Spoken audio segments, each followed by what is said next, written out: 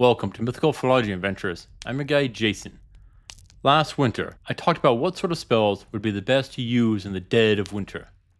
Their survival is the main objective, yet things are different in the summer. A whole new host of issues arises.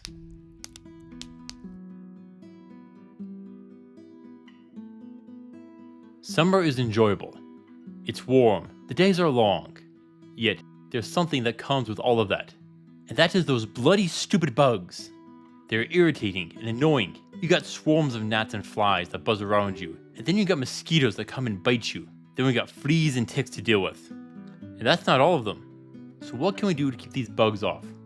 Sure, we could hand wave out some sort of cure-all spell, but we don't need to. There are several spells which would work perfect here. The first, of course, being the simple light spell. Just a few dancing lights, which float in the air. This can lure things like moths to them and get them away from you. But if you could add a lightning enchantment to the light spell, guess what you got? A bug zapper! Haha, that could be fun. Yet, there is another option. You've probably heard that dogs and cats can only see a few colors, and that is true, but it also applies to insects. Certain colors are said to repel insects, and there are claims, but I question them. Still, there's a good chance that it's all hogwash and fake products that don't really work. But potentially, they could work. So, there's a few different uses you can find for a little light spell, besides lighting up a room in the dark of night. But there is another use. Summer is prime time for farming, and there's a few things that you need. And one of the key ones is light. Do you know where most of the largest vegetables in the world are grown? Places with excessive light, such as Alaska. So, if you have a spell to create more light, and have it linger throughout the night, you could help your crops grow larger, and that's important for farmers. A bigger crop means more food and a better harvest. And this means you can store up more food for when winter comes.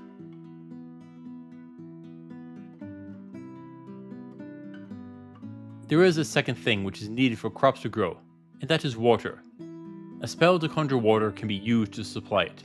Now, summer weather is prone to producing droughts if you don't get enough snow and rain in the winter. And a spell to conjure water will help overcome that. Sure, you might need to do several castings to get enough, but between no water and wasting your daily spells, yeah, I'll take the water spells. Yet, there are other needs. You are out working, maybe chopping trees or other such work. Doing stuff while a long distance from water. And you could use this little spell to refill your water bottle when it runs dry. This will help you save some time about needing to go back down the hill and then return. And if you are hot, you could just dump the whole spell of water on your head to soak yourself and cool it off.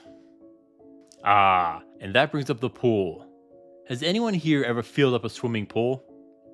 You turn on the hose full blast and then go watch Lord of the Rings Extended Edition, and when you finish, you could go and see that it's still not done. Yeah, now imagine doing that by hand. Hauling one bucket after another and dumping them. How many days would that take? So, if you get the chance, please just use magic to fill a pool.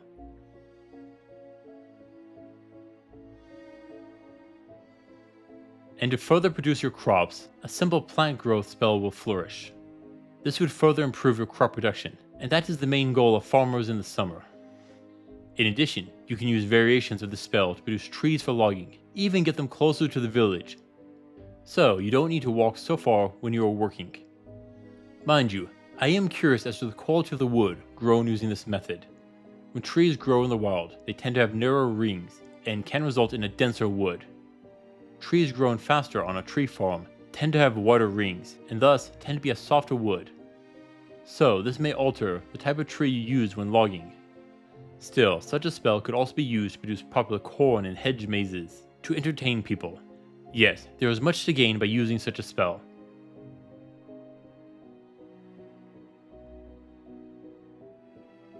Now, summers tend to be hot. You are baking under the sun as you work, sweat is rolling down your brow, and your skin starts to burn. Yet a simple cold spell could save you from your suffering. You can create a nice cool breeze to alleviate the heat. A great way to prevent things like heat stroke and heat exhaustion. But cold spells are often tied to another key spell.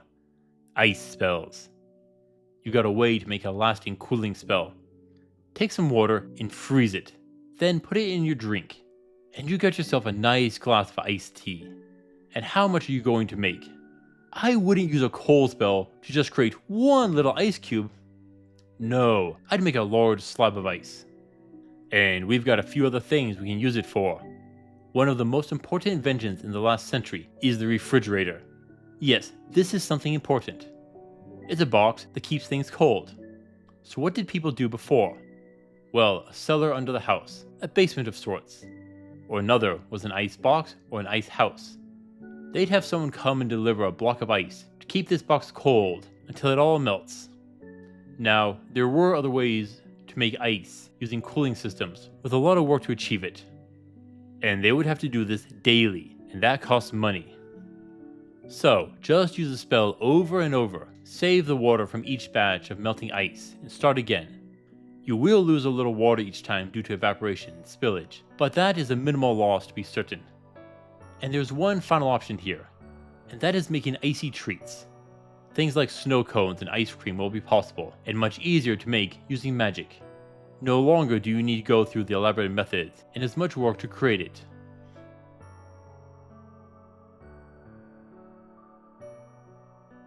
A new need for healing spells does happen when it comes to the summer weather. You're outside all day under the sun. You might have a hat on, but that doesn't perfectly protect you. Sooner or later, your skin will burn, and that's irritating. Rarely is it life-threatening. But healing spells and potions can work well to undo the damage. This means you can work all day, and then at the end of the day, just fix it all. Now, I'm not sure as to whether high exposure to the sun will run the risk of skin cancer, even if healed. That could be a fun debate to have one day. Would healing magic fix genetic damage? That's an interesting topic. It may depend on if healing spells reverse time or worked on the natural healing process, and then if there was an error rate.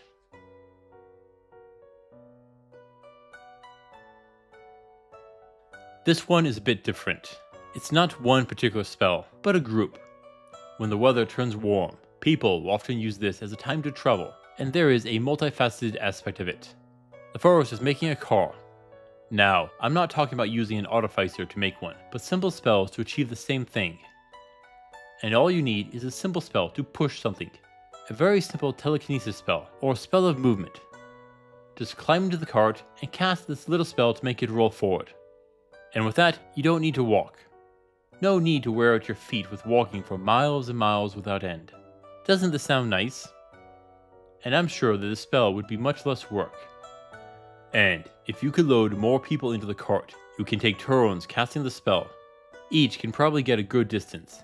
If you combine your spells, you could probably get up to a nice pace. Sadly, I'm betting the roads aren't going to be that smooth, and that will give you a bumpy ride, but there are a couple of options. First off, get some suspension on your wagon, but there's a better one. Just use a levitation spell. Now you can fly. No need to bounce around on the rough terrain. Nope, just soar through the sky. It wouldn't take too much to get it airborne. I mean, flying broomsticks and magic carpets are pretty common in folklore and fiction. I'm betting if you can get a dozen mages, you could operate a full-on airplane system. It is just a flying boat, isn't it? Well, there's a bunch of logistics to handle, but really pretty easy. Having a long-range communication spell would help too.